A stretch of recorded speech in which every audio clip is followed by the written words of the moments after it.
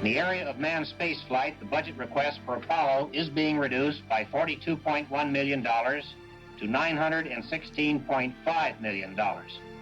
This reduction will be achieved by canceling the Apollo 15 and 19 lunar missions, redesignating the remaining Apollo flights as Apollos 14 through 17.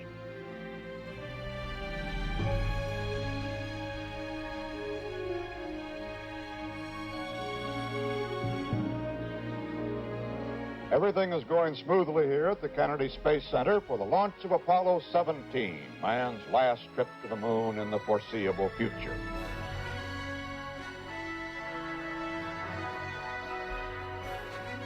Three, two, one, ignition. Right away, Houston.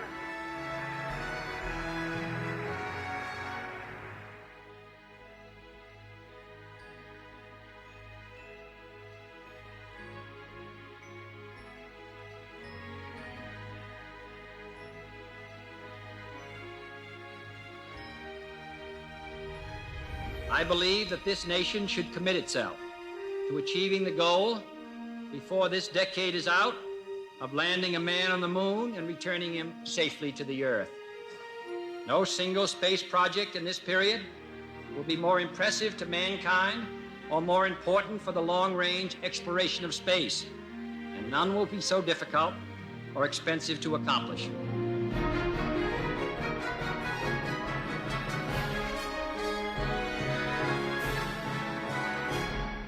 The average taxpayer is entitled to ask, what's in space for me? T-minus 15 seconds. Guidance is internal. 12, 11, 10, 9. Ignition sequence starts. 6, 5, 4, 3, 2, 1, 0. All engine running. Liftoff. We have a liftoff. 32 minutes past the hour. Liftoff on Apollo 11. Roger, we got a roll from Tower cleared. Roger, roll.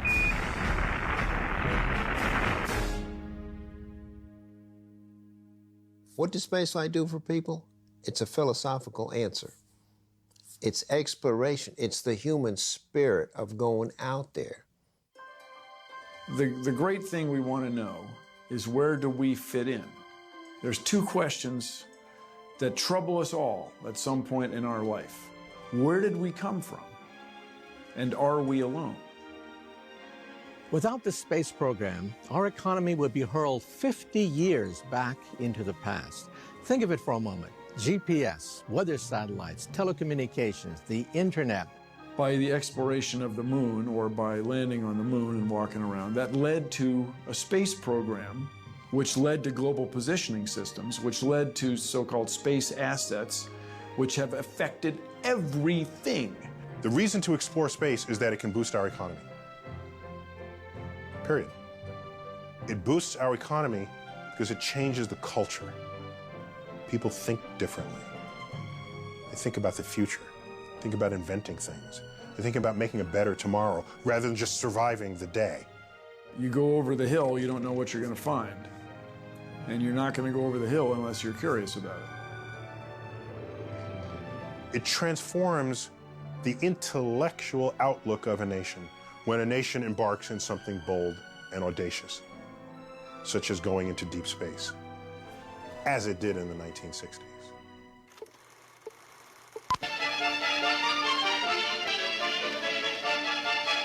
Today, a new moon is in the sky, a 23-inch metal sphere placed in orbit by a Russian rocket. Here, an artist's conception of how the feat was accomplished. A three-stage rocket. Number one, the booster, in the class of an intercontinental missile. Its weight estimated at 50 tons. The smaller second stage took over at 5,000 miles an hour and carried on to the highest point reached. 500 miles up, the artificial moon is boosted to a speed counterbalancing the pull of gravity and released. You are hearing the actual signals transmitted by the Earth-circling satellite, one of the great scientific feats of the age. In 1957, Sputnik was launched. And if you ask me what drove the creation of NASA, it was the launching of Sputnik. The public often thinks of Sputnik as, oh, it's just an innocent little satellite that went beep. Let's part the curtains, and you find out This was the shell of an intercontinental ballistic missile that had been hollowed out and a radio transmitter put in the head.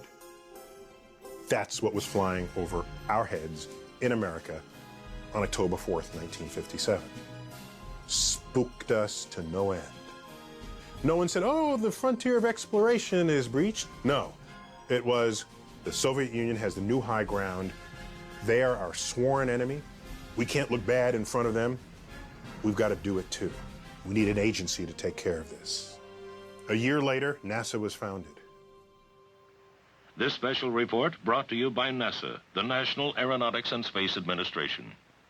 What we had was something that had come out of a very can-do spirit. Came out of the spirit of winning World War II. It came out of the technology burst that was going on around the world at that time. It came out of the imaginations of people like Wernher von Braun and Willy Ley and Walt Disney. In our modern world, everywhere we look, we see the influence science has upon our daily lives. Now here's a model I designed for a 4-stage orbital rocket ship. It came out of the inspiration of people like Arthur C. Clarke and Robert Heinlein and Isaac Asimov and Silverberg and all the great science fiction writers at the time who were inspiring children and all kinds of people in that realm. And then we had the spark that ignited that passion into a fire that was sort of Sputnik.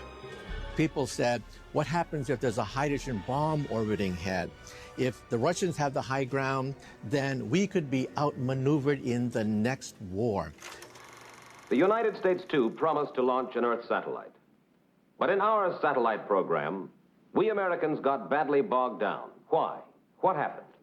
We had the money, the resources, and the scientific know-how. Unfortunately, a series of wrong decisions led us to frustration and failure. This order went out to the armed services. Let me read it to you. Recent news stories which have described certain projects as space flight projects have resulted in unfavorable reaction at Department of Defense and congressional levels.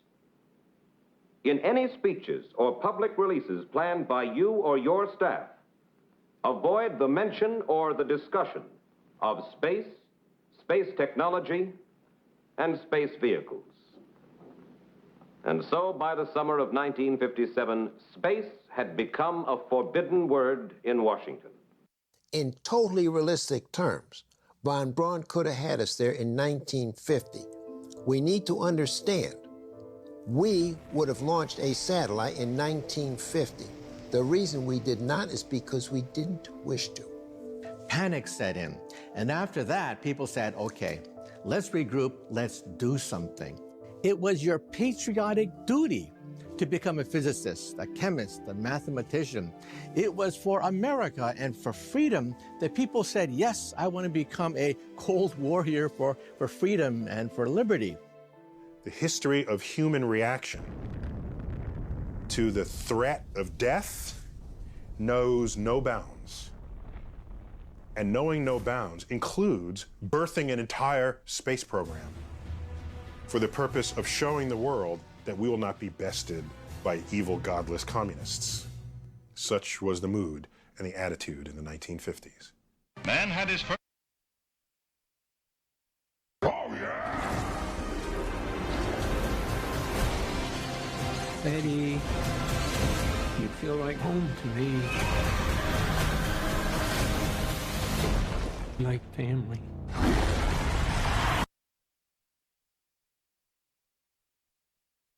Man had his first great success in space when the Russians pushed a man across the threshold. He was Yuri Gagarin, the astronaut the Russians lionized as the first to orbit the Earth.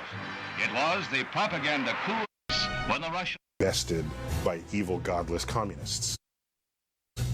Such was the mood and the attitude in the 1950s. Man had his first great success in space when the Russians pushed a man across the threshold.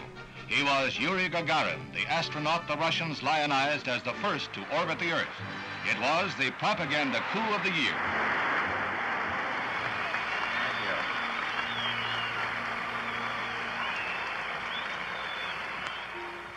But why, some say, the moon? Why choose this as our goal? And they may well ask, why climb the highest mountain? Why, 35 years ago, fly the Atlantic? Why does Rice play Texas? We choose to go to the moon. We choose to go to the moon.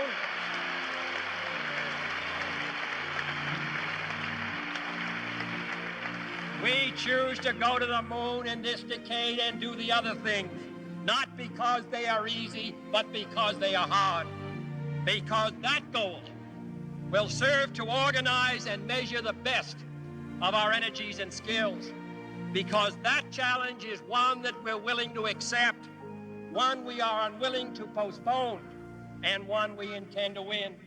At the time that President Kennedy made his speech, we had never been to orbit. Just a little bit over a week before the Kennedy speech to the U.S. Congress, we had launched Alan Shepard. Liftoff. All right, liftoff, and the clock has started. We'd never been to orbit, and we were challenged to beat the Russians to the moon. So to a great extent, that initial challenge was one that I believe was geopolitical. But it also had the economic benefit to basically generate the enthusiasm and the passion within the American public.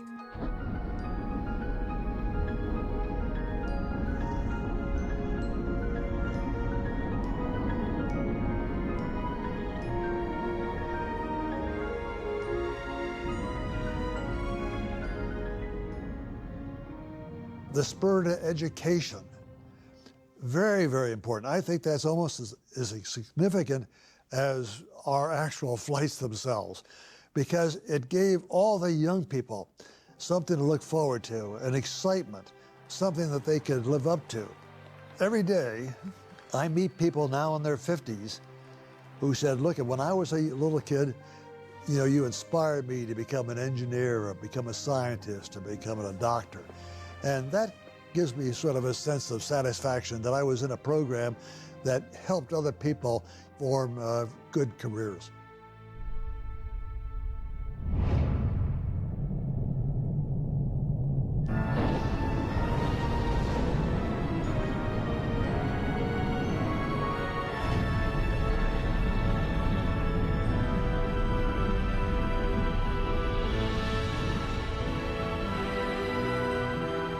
I think one of the greatest moments of the last century in the space program was the flight of Apollo 8. I was on that flight. At the time that we did it, I don't think we fully understood the significance of the very first flight to the moon, the whole 240,000 miles. We were the pathfinders. We didn't land, but we checked the navigation, checked the communication, circled the moon and looked at the far side, the side that we never see from the Earth.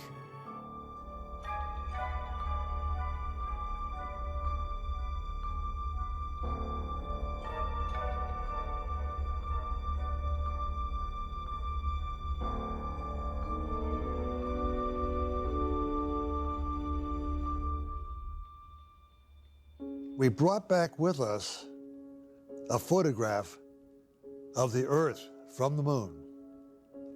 We called Earthrise, which I think in just one picture told us how insignificant we all are here on Earth. The Earth is merely a small planet that just so happened to be at the right distance and in the right mass to sustain life, going around a rather normal star, and that star is in the outer edge of a galaxy called the Milky Way, just one of millions of galaxies in our universe.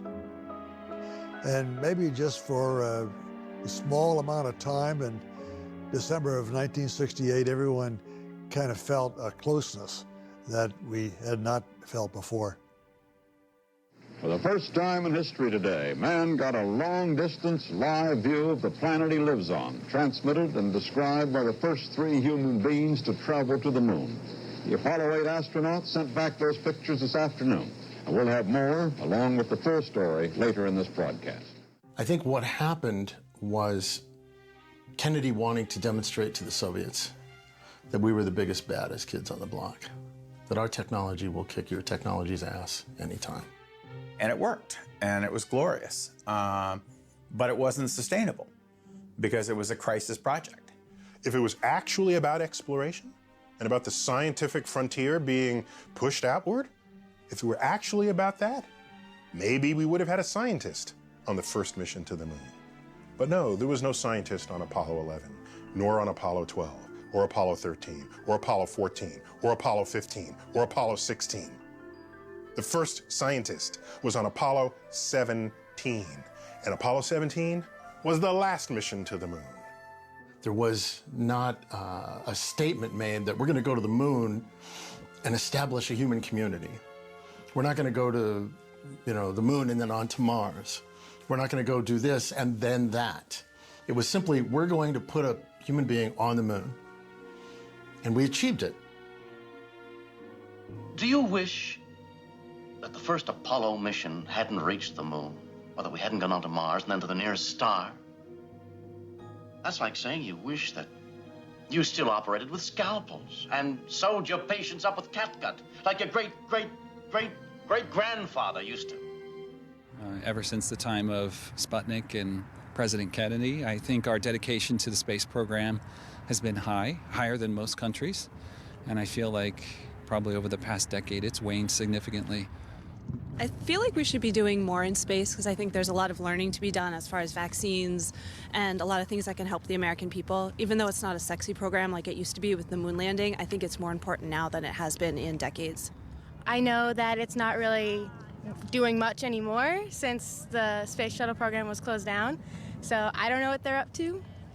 Be cool if they were doing something soon. When I see them building robots, to go on Mars, or I see what the rover and Curiosity and Opportunity and Spirits are doing, we basically it excites me to know that we're doing that. To me, a culture that's not doing that is stagnant, and a culture that is doing that is progressive and moving forward in a positive direction. Back in the 60s, when we first, when the space program was in full swing, I fully expected us to have colonies on the moon by this time. Where are they? I'm disappointed to see that we're not putting more effort into something like that. I think it's just absolutely essential that we maintain this program and advance it. All those who think it's a problem that we haven't been outside of low Earth orbit for 4 decades can only say so because they think that going to the moon was the first step of this great adventure where we explore space, and somehow we've failed on the expectations we had for ourselves. But once you realize we went because we were at war, and then they're not going to the moon, they're not going to Mars, and the Cold War's over, what's your motivation? The moon, a lonely world in the absence of man. But here we have left our mark, a signature attesting a legacy to future generations. We stood on the shoulders of giants and touched the moon. The decision on what to do after Apollo was driven by a desire to limit NASA's spending to only a fraction of what it had been at the height of the Apollo program. And in order to reach that lower budget, you couldn't continue to use Saturn V's. They were too expensive per launch.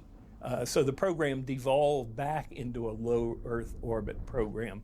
Senator Edward Kennedy urged today that spending on the space program be cut back after the goals set for exploring the moon have been achieved.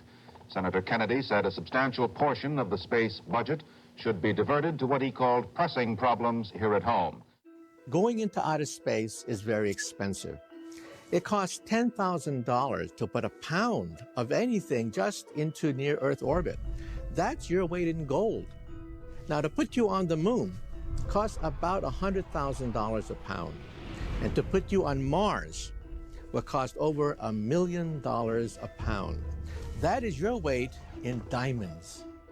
Back in the 1960s, the great superpowers didn't care spending so much money on the space race because it was a matter of national pride and national security. But now that the Cold War is over, The great powers are not willing to spend so much of their national treasure because national pride and national security are no longer at stake. Imagine if you and I climbed in a plane right now and wanted to fly to New York City and back. And along the way, all of its pieces are going to be thrown away. So that when you arrive in New York, if you make it at all, you'll arrive in a little capsule and land. Now, the only way you get to come back is for them to rebuild the entire rocket upon which that original capsule stood, climb in it, and fly back. And by the way, you're going to throw all the pieces away again. What that pretty well assures you is that very, very few people are going to make that trip.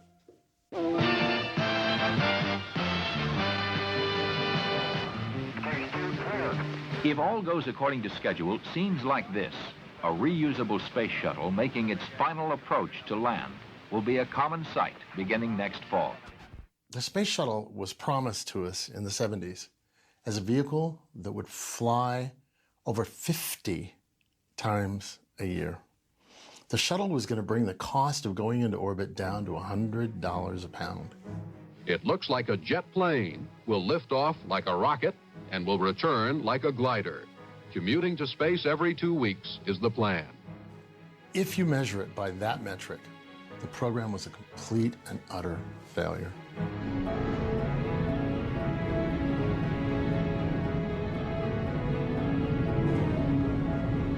The basic drivers were low cost, reliable, reusable. Let's call it a space bus. That was the motivation in 1969. A bus, up and down under all conditions. And the shuttle program did not turn out the way it was supposed to. It was supposed to be 10 million a flight. It ended up 1.2 billion a flight. So, you know, we missed by 1,200 times over. The shuttle's kind of all things to all people. Originally, from NASA's point of view, it was going to be a supply vehicle to go to a large space station.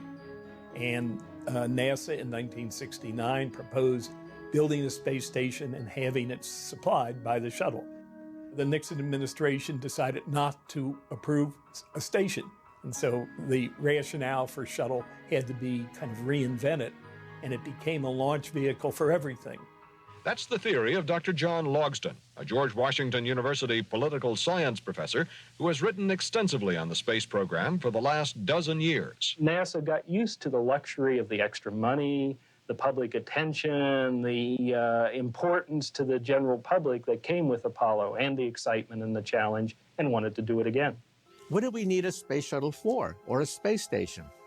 Well, some people said that we need a space station to be the terminus for the space shuttle. Well, then why do we need a space shuttle? To be the way to reach the space station. Now, I think that's a bit circular, isn't it? You know, at first you look at the space program, oh, that's so cool, the space shuttle, that's amazing. You know, this is great. And then you really look at it and you realize, hold it, they're not going anywhere. They're not doing anything. John Logsdon says the shuttle could turn out to be a classic mistake. It's a pretty good space truck for taking things up and down, but for doing anything once you're in orbit, say it's a very inflexible and underpowered vehicle. The shuttle is the most complex space vehicle man has ever built. It is a result of 9 years of compromise, negotiation, and cost overruns. Soon, we'll begin to find out if it was all worth it. John Dancy, NBC News at Kennedy Space Center. So the shuttle was designed to be reusable and therefore much less expensive. And in the end, there was no way to maintain the flight rate that was projected for it. It just didn't work out that way because it was too complex, too expensive, and then we had the accidents.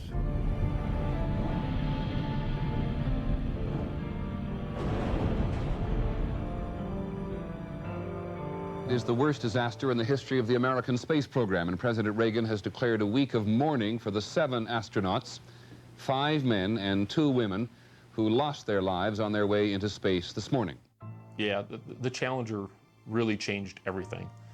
It was a priority in the nation to get every payload onto the shuttle, to get its usage up, to make sure its utilization was as high as it could be. There was a lot of attention focused on it. It was a terrible tragedy replayed over and over again on television. And there had sort of been a feeling in the space community that If there was a tragic accident with the shuttle, it would never fly again. There was 32 months, I think it was, before another space shuttle flew, but there were changes, considerable changes to the nature of the space shuttle program after that. For example, originally the shuttle was going to be launching just about every satellite that the United States wanted to put up. And instead they said that no, you only are going to use this for things that you really need to have people involved in. If you can just launch it on a rocket, launch it on a rocket. You don't need to launch it on the space shuttle. To take these highly skilled, amazing people called astronauts and put them in charge of driving this truck around in circles in orbit, instead of doing something really exciting and important. You know, that's where the problems came from, and that came from a lack of leadership down the street from NASA, you know, in Congress and in the White House. The shuttle did mature us, though. It was so difficult. New sciences, new technology, so difficult to operate, it made us good. We had to be good to operate that system. But at the end of the shuttle program, we are a massively good spacefaring nation. We, the U.S. now, we're fantastic now. We are good now. We're excellent in the spacefaring business. The difficulty of the shuttle made us good. But after that, space station was a massive strategic error.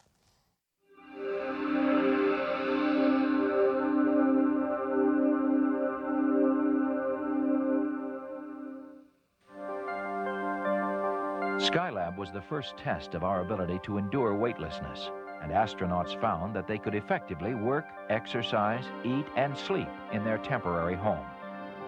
More recently, the space shuttle has allowed us to fly into orbit, conduct our business, and return. In addition to providing a laboratory for carrying out experiments in microgravity, the shuttle has also benefited us commercially and scientifically through the deployment and capture of satellites.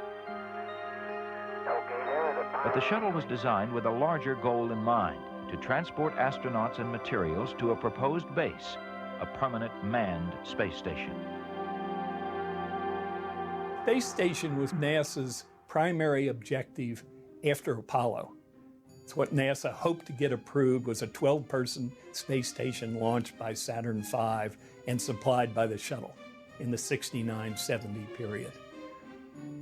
The White House did not approve that program, and instead we went ahead with the space shuttle. But the shuttle was designed to launch modules of the space station. And it was clear in 1971 or 72 that once the shuttle started flying, NASA would go back and ask approval to develop the space station. And indeed they did that in 1983, and finally President Reagan announced approval of the space station in the State of the Union address in January of '84. Tonight, I am directing NASA to develop a permanently manned space station and to do it within a decade. Despite problems with recent missions, NASA is still pushing hard for a permanent space station someday. Many scientists and politicians say it is not clear what purpose the space station is supposed to serve. We're doing it backwards. We're saying we're going to have a station, and by the way, what can you do if you have a station? Yes, it costs $100 billion. Yes, it's a cooperative effort of many nations.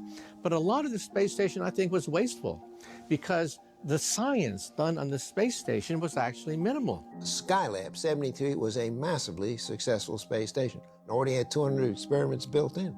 All those things matured us in terms of on-orbit space ops and long-term space flight. We already did that. So I'm not criticizing space station. What I am saying is, what does space station do for the man on the street? They don't know. Go out and ask them. I honestly don't know, and they make no effort to tell normal people. So, I mean, I don't know what's going on at all. You know, I really don't know what they're doing. They don't really say anything. All you hear is they bring supplies back and forth. So, I mean, what is the object of it? I have no idea what they'd be doing up there. Honestly, I don't pay that much attention to this kind of stuff. No. Unfortunately, Not now. we don't know. Not now. Yeah. No.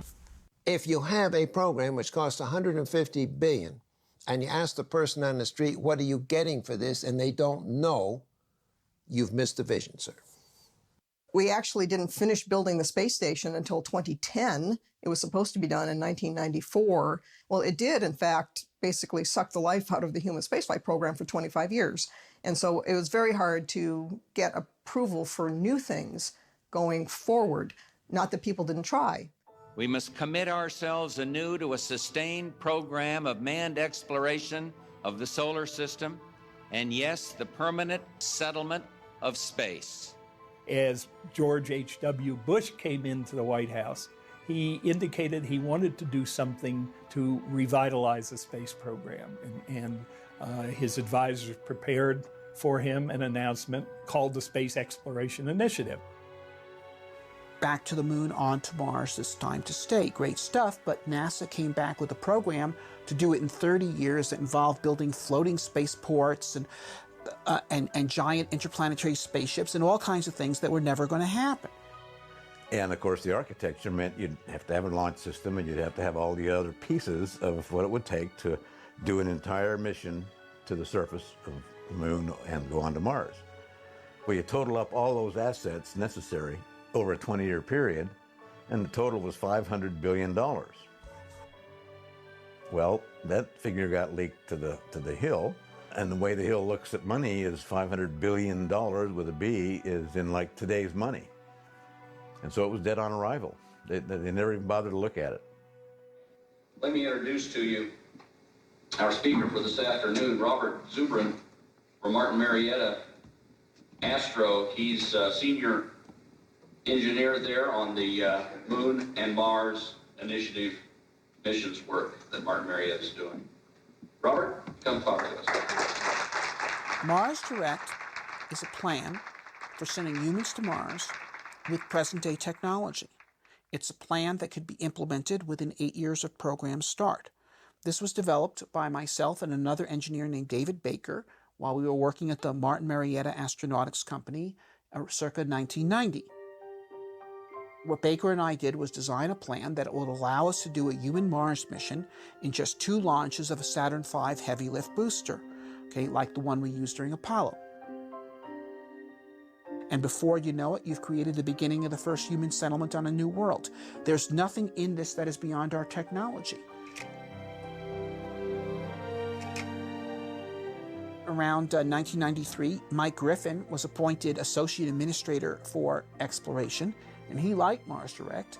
He had us go back to Johnson Space Center and talk to them again, with this time the people at headquarters telling them that they had to listen.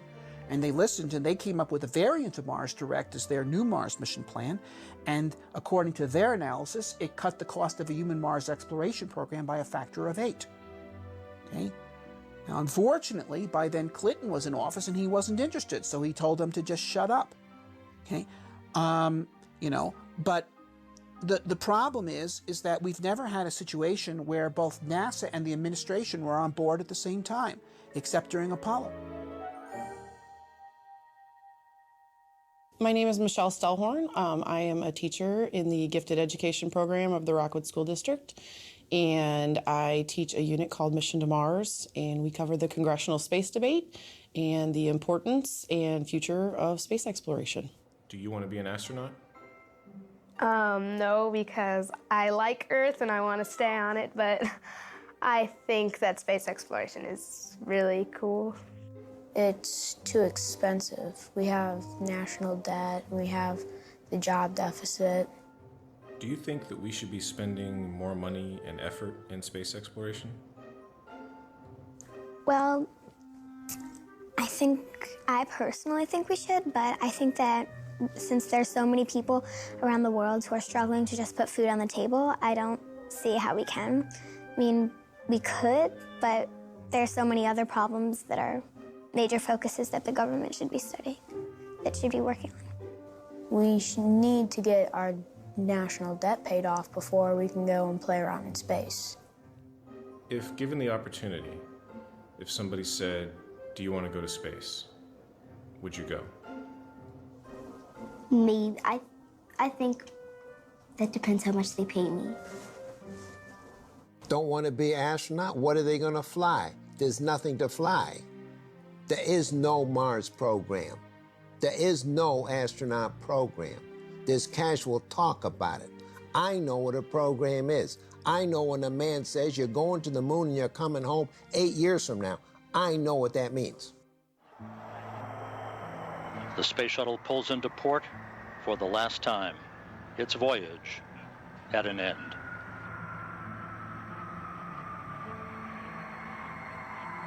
You know, there's a lot of people that think that the end of the shuttle program was the end of America going out into space. It's absurd. It's ridiculous. Flying a shuttle in circles around the Earth is not exploring. It's not pushing forward the human frontier. You're simply making work. You're simply funneling taxpayer money into certain people's pockets who are working in different areas, politicians, aerospace companies, people who run space centers. That's not what this should be about. But that's what it's become because there's no leadership, because there's no vision.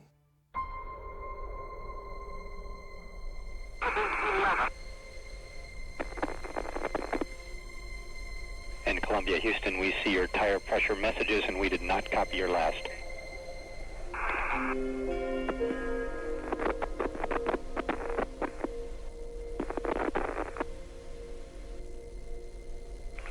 Columbia, Houston, comm check. Columbia, Houston, UHF, comm check. Columbia, Houston, UHF, comm check. February 1st, 2003, Columbia re-enters tragically and breaks up over Texas. The notion that we could continue flying the shuttle for a long time went away.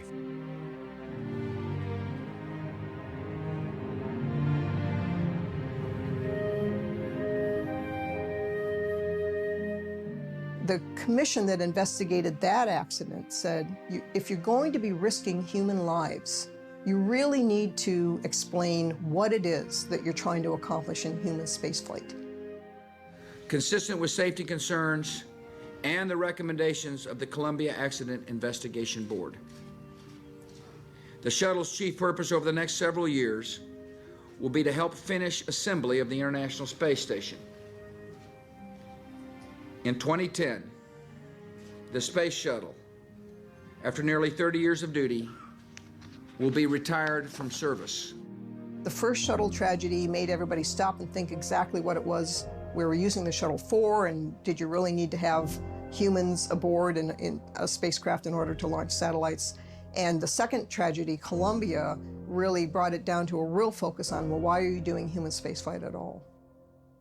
Using the Crew Exploration Vehicle, we will undertake extended human missions to the moon as early as 2015, with the goal of living and working there for increasingly extended periods of time. See, I was there. I was literally in the room when President Bush announced we were going to go back to the moon and on to Mars. And I'm a Texan. I was close enough to where I could look at him, and we're fairly good at spotting BS in each other. And I think he really meant it. President Bush, to his credit, said, you know, we're not going to just do this anymore. We're going to do something different. And we should go back and we should explore. A powerful argument was made that what needed to happen was we needed to start making economic use of all of the things that we had found by all this taxpayer-funded space exploration. If we want to start going back to the moon, but this time for economically useful purposes, how would we do that? And they came up with some really interesting ideas, all of which were affordable, all of which were executable, all of which were quite reasonable paths that we could have gone forward. None of which looked like Apollo. And then he hired a new NASA administrator who said he was absolutely dedicated to carrying out the president's vision. And that was Dr. Michael Griffin. And Griffin came in and said, I know how I'm going to do this. And he had a plan. He had a way of getting America back to the moon and then on to Mars. It is very Apollo-like. It may have a different shaped heat shield. It may have a different surface contact system. but the outer mold line is very Apollo-like, except larger. Think of it as Apollo on steroids. Everything was tanked. All of the ideas were dropped and ditched because Mike Griffin had his own plan for das Programm. NASA's new program for human space exploration is called Constellation. For the first time in a generation, we will be traveling beyond low Earth orbit, returning to the moon, and expanding human presence to Mars. Exploration must be taken in steps. Because we learn from every journey, there is a link between every place we go.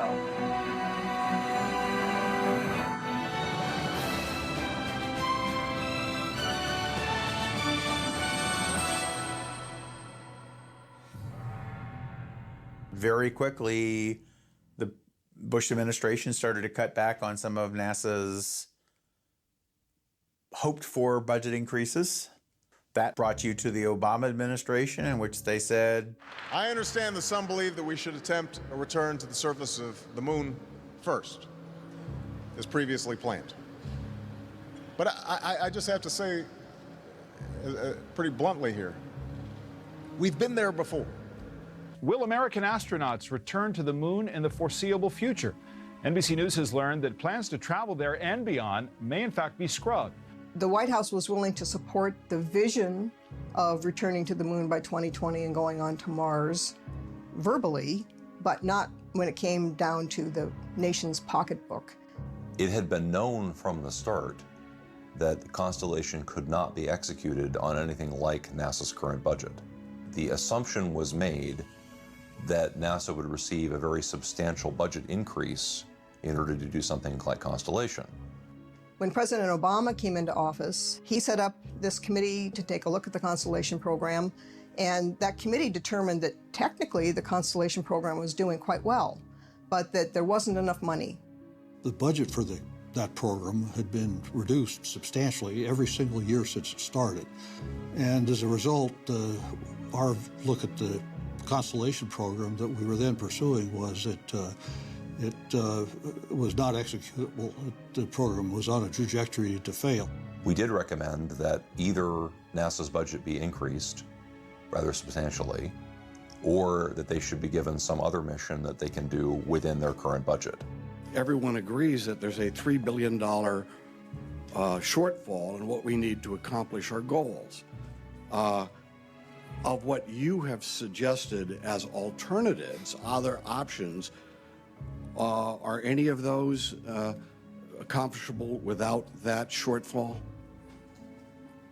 Do you want to deal with that? No. Okay, there you go. The White House was not willing to invest that kind of money in it. Congress was not willing to invest that kind of money in it. So the Constellation program was canceled. The reason we were unable to sustain humanity in space or on the moon after Apollo was there was no decision to do so, and there was no technology that was designed to allow us to do so because the decision was not there. Interestingly, in the Constellation program and under President Bush, he said we're going to establish human permanence beyond the Earth.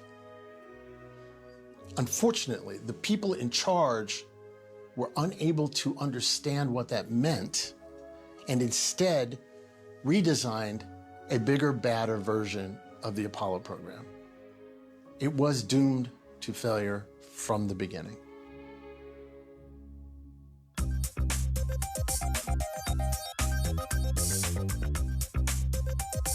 September of 2011, NASA proposes a new capability for human exploration, a massive rocket, the largest ever built, for a variety of missions beyond low Earth orbit. When President Obama announced that he was canceling Constellation, what he wanted to do was to wait 5 years and invest in game-changing technologies. And after that period of time, a decision would be made as to what new rockets or spacecraft were needed to go wherever it is the nation was going to go next in human spaceflight. And that presupposed in 5 years you can do something that essentially obsoletes chemical propulsion. We will increase investment right away in other groundbreaking technologies that will allow astronauts to reach space sooner and more often. Well, there was nothing in the pipeline at all that would do that. I mean, there was discussion of what might be, there was some hypotheses of what could be done, but now we're 5 years later, and there really was nothing in the pipeline that was even remotely mature enough. And Congress hated that idea. Congress felt it was really important to have a destination and a time frame within which to meet specific visionary goals for human spaceflight. And so Congress wrote into law directing NASA to build a new big rocket, which they called the Space Launch System, and to build a multi-purpose crew vehicle, which we know as Orion, in order to provide the capabilities to keep a vigorous human spaceflight program going. So Constellation was canceled, but Congress promptly reinstated all the expensive parts of it under new names, but did not give NASA the budget increase that would be necessary to fly missions with them. Do you know what the budget for the SLS launch system is? We don't know, so you don't know either, quite frankly. That was a leading question. All right. And if that money was going to be taken out of your budget to develop the SLS launch system, rather than go with the launch systems that we've already got, would you be supportive of that? No. Right. We really don't have a lot of momentum and a lot of vision on what Space Launch System is going to do. It's been pegged the rocket to nowhere. When they finally get it upgraded to the 130 metric tons, which may be 2025, it will be equivalent and almost equal to a Saturn V, which we will have had 60 years earlier. We're talking about, after proving one flight, that we might do an orbit around the moon, called Apollo 8. You're keeping space station alive, you're supporting the various NASA centers, you got two pieces of hardware you're developing, but they have no destination, and they're like what we did 60 years ago. I always call it a rocket to anywhere, because it's just like the shuttle. When the shuttle was designed, it was designed to be a shuttle capability. It didn't have payloads identified. All those missions were non-existent on the day the first shuttle flew. If space is a frontier, and I shall hereby declare it to be so, and your goal is to settle the frontier, in other words, for people to live there, like they do here in what used to be a frontier, then you have to create a means for that to occur. No frontier has ever been opened based on the development and operation of a single giant government vehicle. They can launch 2 to 3, at least 2, and potentially 3 SLSs per year. They can build that many and they can launch that many. That's the way the design of the infrastructure and the vehicle and the assembly plant is set up to do. But they need more funding. To date, unfortunately, the budget has not been increased, and that's a major concern. It's been a major concern since day one. And if there's anything our commission emphasized, it was that we have to have a budget and a space program that are consistent with each other. And unfortunately, throughout the human spaceflight history for a couple of decades, that's not been the case.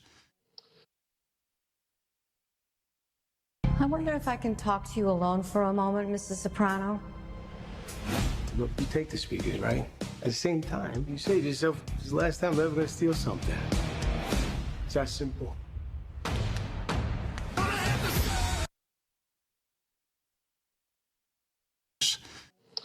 Tonight, NASA announced further cuts have been ordered. Should emphasize it was that we have to have a budget and a space program that are consistent with each other.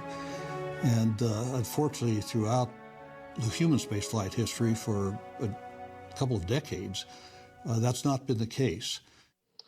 Tonight, NASA announced further cuts have been ordered in its new budget, and one effect will be a delay in the timetable for the space shuttle. 50,000 employees are not looking forward they're looking elsewhere.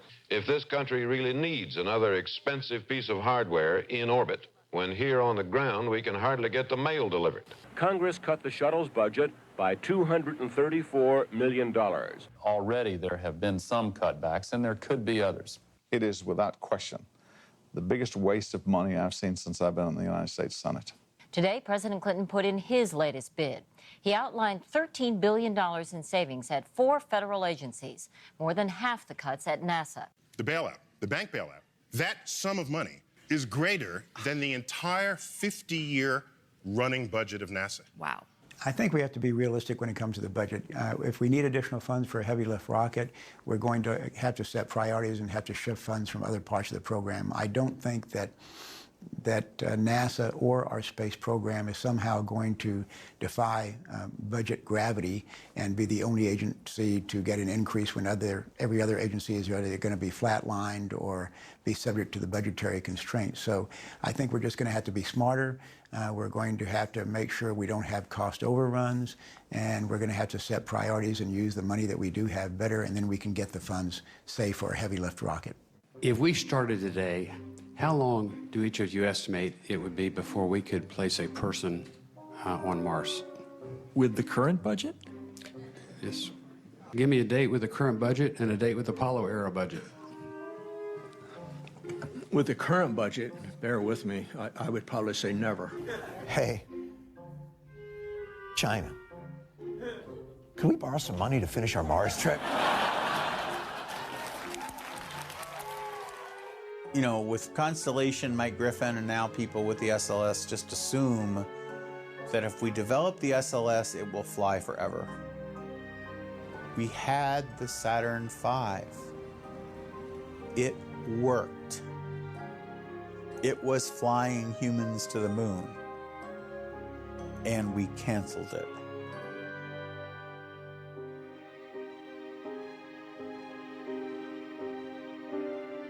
When did we last leave low Earth orbit? You know, a couple of hundred miles up where the space station, space shuttle orbit. To go somewhere interesting with humans, when did we last do it? 1972, Apollo 17. It's been more than 4 decades since we've left Earth for another destination. What's the problem? What are we missing? Is it political will? Is it motivation? Is it money? Are we distracted? Are there other issues? We went to the moon in the 1960s. What, we didn't have problems in the 1960s?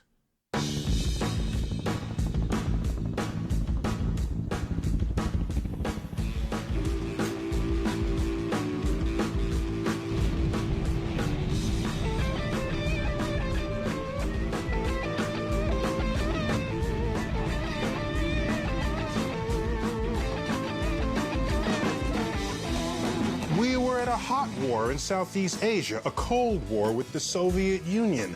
The civil rights movement was fully underway. There was campus unrest. There were riots in the urban centers. Shall be the policy of this nation to regard any nuclear missile launched from Cuba against any nation in the Western Hemisphere as an attack by the Soviet Union on the United States. We had the greatest problems the country has seen since the Civil War. And in that climate, on that landscape, we went to the moon. So don't turn around and tell me that these past 4 decades, we've had challenges we couldn't overcome. That's why we're not going into space. No, that's not the reason we're not going into space.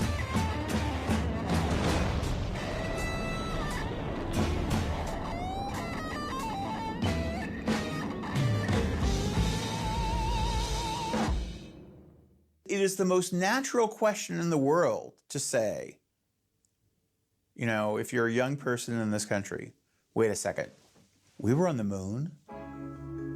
American citizens were walking around, jumping around on the moon? They were driving a golf cart on the moon? They brought back hundreds of pounds of specially selected rock samples to see what the geological history of the moon was? And you stopped? Why did you stop? Are you people nuts? My read of history tells me there's only 2, maybe 3 motivations for ever doing something so grand. And one of them is war. The other is money. Let's do it for money. If you can do it for money, it'll happen. I've never seen anyone do it to explore. There is a growing tendency to think of man as a rational thinking being, which is absurd. There is simply no evidence of any intelligence on the Earth. Wait.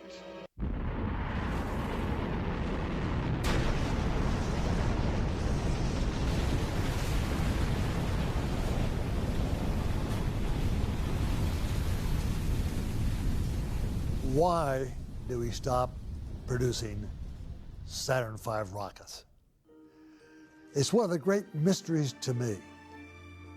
The Saturn V rocket can put more mass into low Earth orbit than our shuttle. It had been a natural to help build the International Space Station.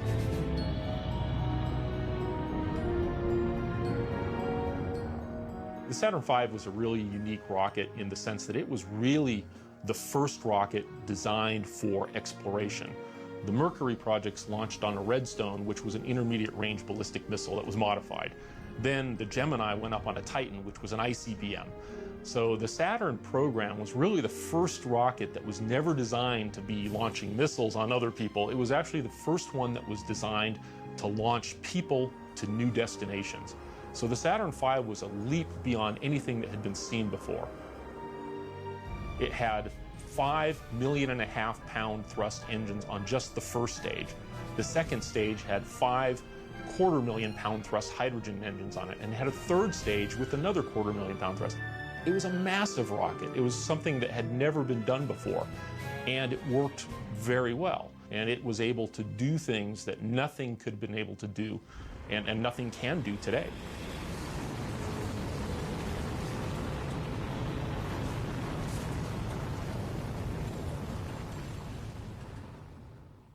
We have a tendency in this country, like the tortoise and the hare. We are the hare. We build something, we do something, we go back and try something else. Look, folks, modern design! Woohoo! The Russians, in the meanwhile, are the tortoise. They build something, they keep it going.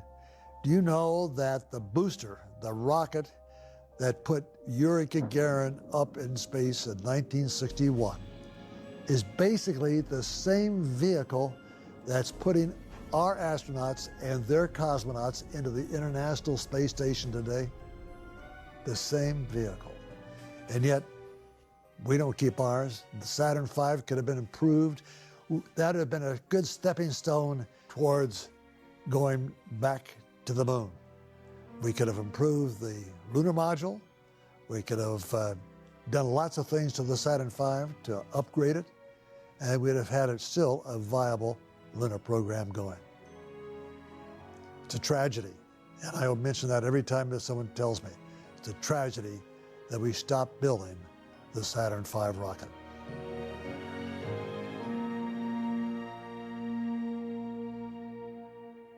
The decision to stop production of the Saturn V dates back really to the Lyndon Johnson administration.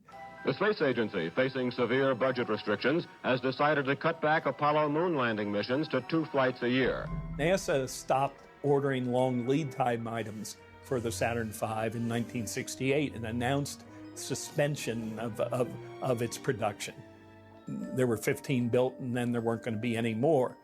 Then there were ambitious recommendations to Nixon in September of '69 to use Mars as the long-term goal of the program and build a space station. Those recommendations were rejected in the fall of '69, and then there was no need for the kind of capability represented by the Saturn V. So it was in the budget cycle in December of 1969 that the decision finally was made to suspend production, basically shut the program down.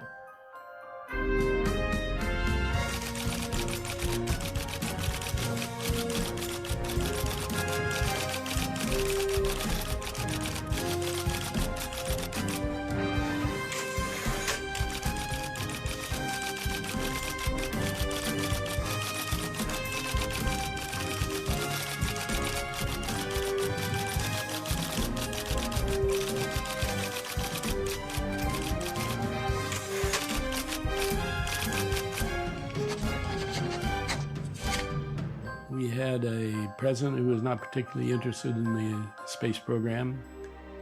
We had a Vietnam War that was picking up a lot of money.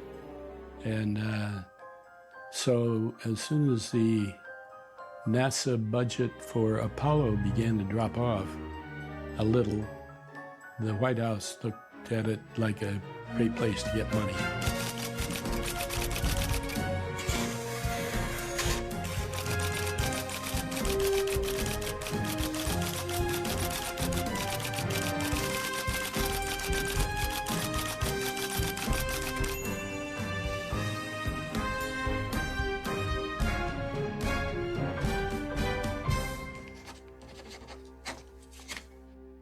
Thomas Paine, administrator of the Space Agency, said today that 50,000 people will be dropped and the space program stretched out as a result of what he called fairly stringent budget cuts ordered by President Nixon.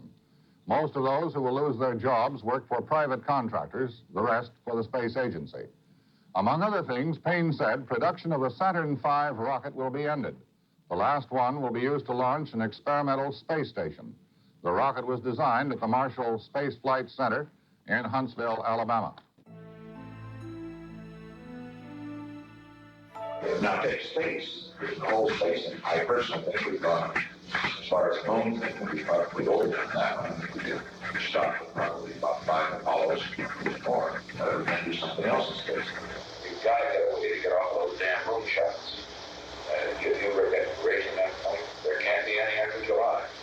And the one that seems to me to have the least appeal are any more Apollo shots, frankly. What in the hell do they have to go up there and take a look at that damn thing again?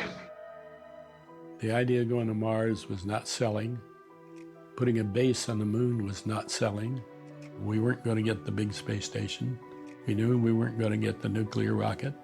With the Apollo program doing so well, we thought we would be able to at least continue with the sort of budget support that we had had for Apollo, which had been terrific, and didn't happen. And so we were a pretty depressed group for a while. Saturn V, Saturn 1B, command module, it all disappeared. And there'll be a mission to Mars someday, but I don't know when. 50 years from now, maybe. This time, vote like your whole world depended on it.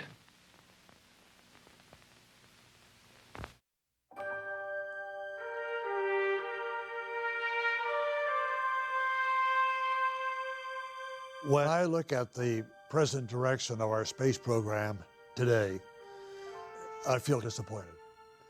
I feel that our leaders don't really have a good reason for continuing it. I think that that it's not their desire to really have a first-class, first-rate program that they can be proud of. And we look at ways that we waste money in this country when we could put it to good use in a program that everybody really, the average individual, really wants to see done, then it kind of makes me feel sad. You know, today we stand on the shoulders of giants. And we have to honor those people. I know a lot of Apollo astronauts. They're pretty pissed off because they did their job. They did what they were asked to do. They put their lives on the line. They went out and they did something incredible. And then nothing happened. Can NASA mount a project? Can they do a project anymore? Or does the project become so politicized and so wrapped up in Washington that it gets strangulated and can't happen? Unfortunately, I come from the 60s. I'm not cynical. I come from the 60s. The greatest project management the world has ever seen on any project, and we did it. We did it urgently. We did it on cost, on schedule, and we did it right. Even with 45 years of hindsight history, we did it right. I believed that when we landed on the moon in 1969 as a flight director, my children would see an American back on the moon. I'm starting to lose that belief. I had hoped that I would see it myself. That is now impossible. Ironically, going to the moon could have been a natural continuation of the westward migration that began with the 13 colonies and continued to the end of the 1800s. But we didn't do it that way. We had a government-planned crisis project instead of opening up space like a frontier. You realize during the entire golden age of space exploration that we generally associate with the 1960s and the voyage to the moon, we remember ourselves as pioneers in that era, but in fact, we were reactive to the statements made by the Soviets, rather than proactive in fulfillment of dreams we had. They put up a satellite, we got to put up a satellite. They put an animal, non-human animal in orbit, we put a non-human animal. They put up a first human, we put up a first human. This went on and on and on, with Russia beating us in practically everything. Then we get to the moon before they did, we say, we win. If that's how we look at it, we didn't understand who was pioneering that race. So we are better at reacting than proacting. Given that fact, we may have to sink deeper into economic poverty as a nation before we wake up and say, we got to do something about this. It's an unfortunate fact of how we function. You know, there's a generation out there right now that doesn't believe we've ever been to the moon. Now, that's not because the shadows from the flag fall the wrong way, or the lens flare is wrong, or you can't see the stars because of the contrast ratio, or this or that or the other, or anything like that. The real reason that any of that sticks at all is that we're not there now. And it's incredibly hard to believe that if we ever did something that magnificent, that exciting, that inspirational, why did we stop? That's the reason there's people who believe we never went. Why aren't we there now? Peacetime, Jim. The government isn't making that kind of appropriations. Well, they'll need the rocket one of these days, and if it's not ready, the government will do the job. And they'll turn to you, to private industry, to do it. Government always does that when it gets in a jam. It has to. This time, I figured we might be ready for the government. The British government explored Hudson Bay. Then the Hudson Bay Company was created. The U.S. government explores the moon, then the GoFindLunarRocks.com company will get created. We have companies now, SpaceX leading the way, bringing cargo to and from the space station. That should have been happening decades ago. You don't need astronauts to serve as truck drivers, hauling cargo back and forth. An unmanned vehicle can do that, and let the commercial marketplace take care of it. Let them bid for that. They can do it faster, cheaper, better than any government program could do it, for sure. When airplanes were first beginning, a very smart group of people decided that they were not going to, America was not going to own its own fleet, its own airline. It said, what we're going to do is help build the airline industry and the airplane industry. And they did that by simply guaranteeing a certain amount of mail that was going to be traveling on airplanes. And what happened was that an industry developed where America became the leading country and the leading technology developer of what we now know as modern aviation.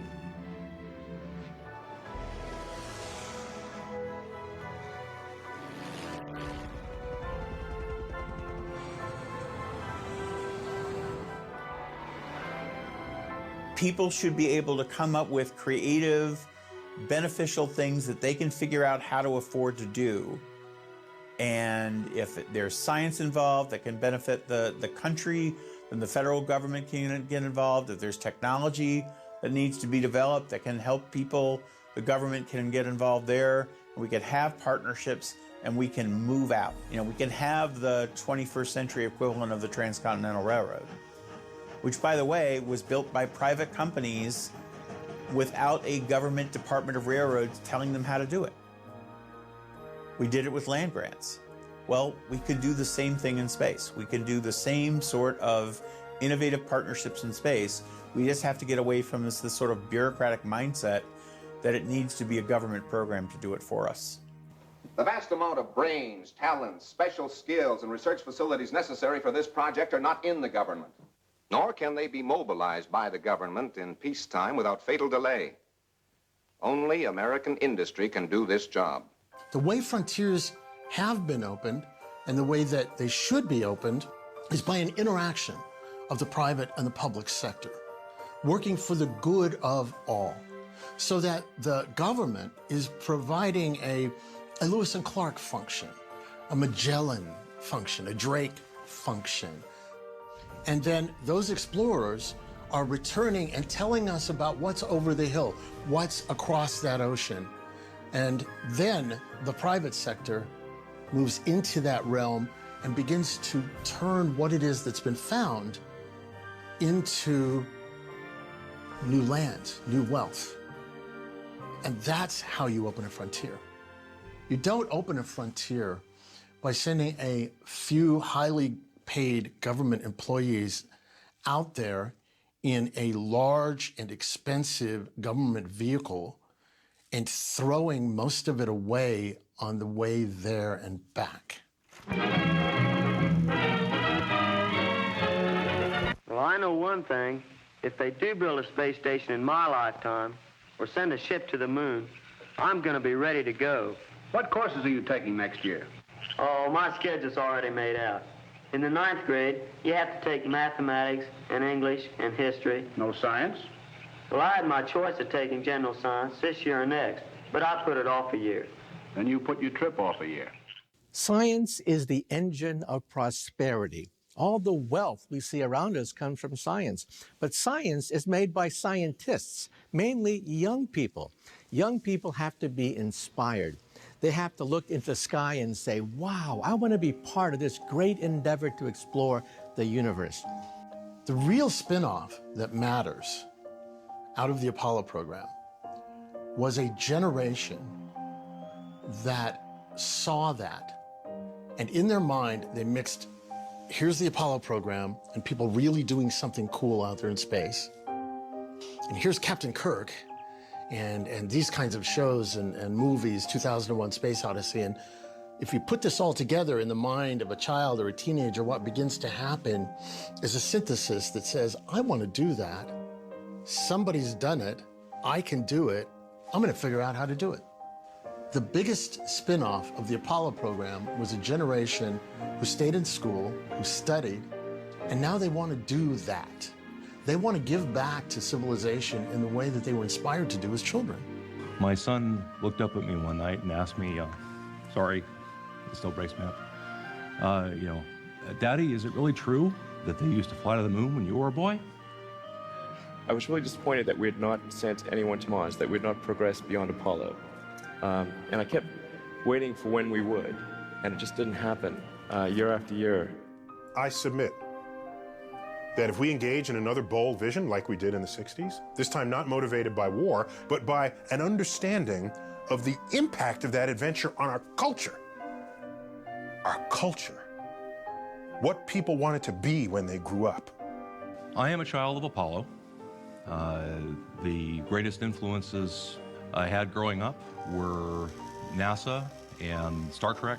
I didn't just believe we were going into space, I expected it. It stimulates an entire generation of scientists and technologists. And it's the 21st century. You need them if you care about the health of your economy tomorrow. You need folks like that around you. I went to the NASA website to just see when are we going to Mars, and I couldn't find that out. So then I thought, well, perhaps this is a question of will. Is there sufficient will to do this? The reason I fight so hard for this cause is because I believe we are here to expand and grow and carry the light of life into space. If we don't embrace space as a frontier, what are we? As a species, we have the power to do it. We have the know-how to do it. We know what it can bring us, culturally, economically, militaristically. To not do it is to simply not have the foresight. In these final hours before Apollo 17, some people are gloomy about the future of space exploration. Not among them is Dr. Werner von Braun, the retired rocket expert who developed the big Saturn launch vehicles used to send men on their way to the moon. I talked with Dr. von Braun earlier this evening. I think all good things have an ending. And I consider Apollo a little bit, as it were, as the sailing ship and dog sled area to the South Pole. Well, next time we'll go to the South Pole, we'll go by turboprop airplane. We doubled the number of science graduates in this country during Apollo at every level: high school, college, PhD. What force was operating to make everyone want to become scientists? We were going to the moon. So our motivation was militaristically driven, but we benefited economically from it because scientists and technologists invent the economies of tomorrow. We used to invent new things with such frequency that you didn't fix something that was about to break, you put in something completely new that took you to a new place. You didn't have to worry about the old thing breaking because you just replaced the entire structure with better materials, lighter materials, more durable materials. These are the things that come out of an innovation nation. You know how you get an innovation nation? You put a bold project in front of them that inspires people to want to innovate in the first place. And I know of no greater force of nature than what going into space can do for the next generation of people who are tasked with taking us into the 21st century. I believe that we can carry this battle and basically address it, articulate it as an economic challenge to the nation, a technological challenge to the nation, a spiritual challenge to the nation, that we have to believe as a nation we are capable of doing difficult things and move forward and do it. We need to bring America's character to bear on America's frontier. And if we do that, there is no limit to what we can accomplish. We were given the Apollo program because of a set of challenges that a very young president faced.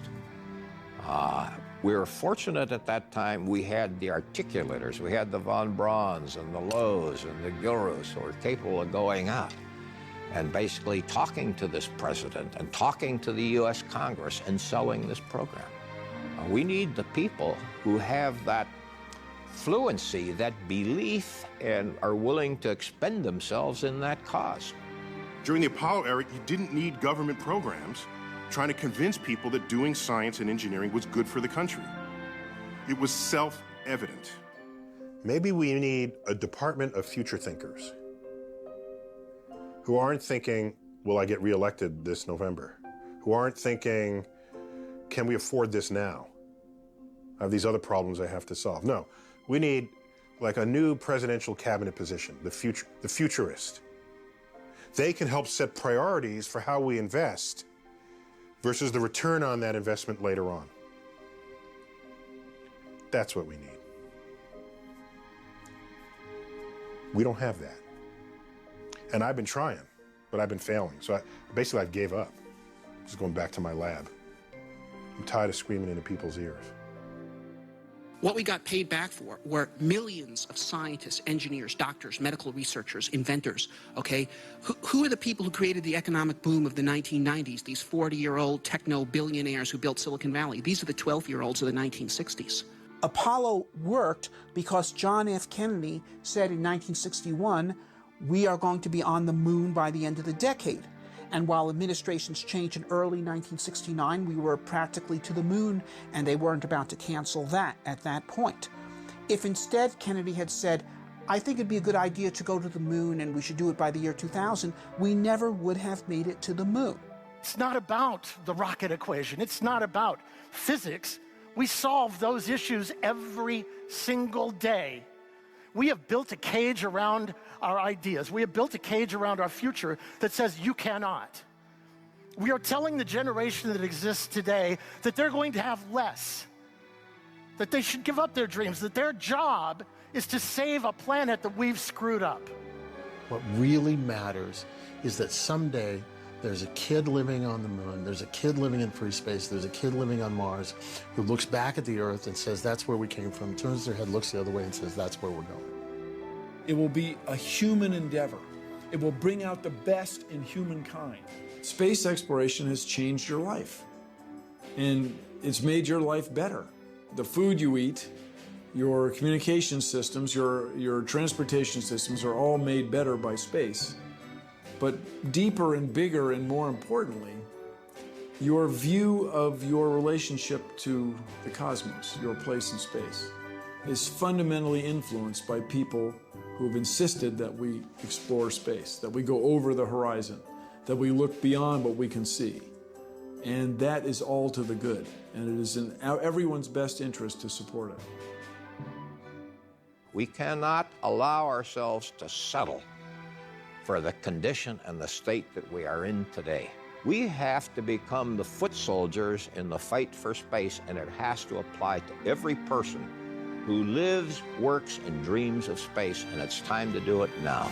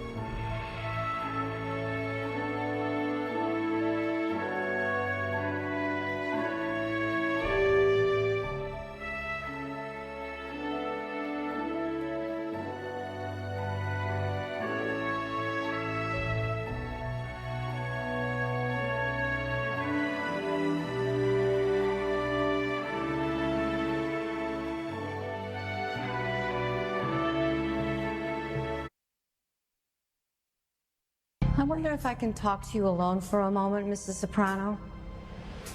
Look, you take the speakers, right? At the same time, you say to yourself,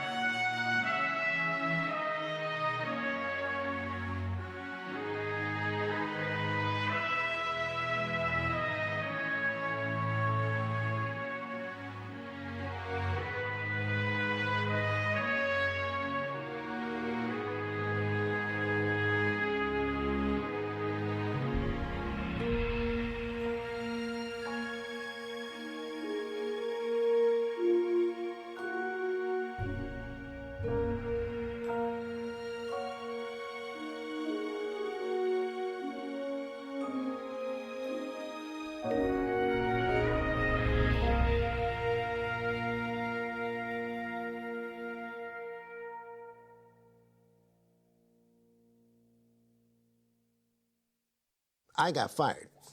Really? Yes, sir. Out the door. We're not going to fly you again. We don't have a job for you. They get tired of hearing this stuff. And when you're jabbing them, the bureaucrats, you're jabbing them, they've had enough.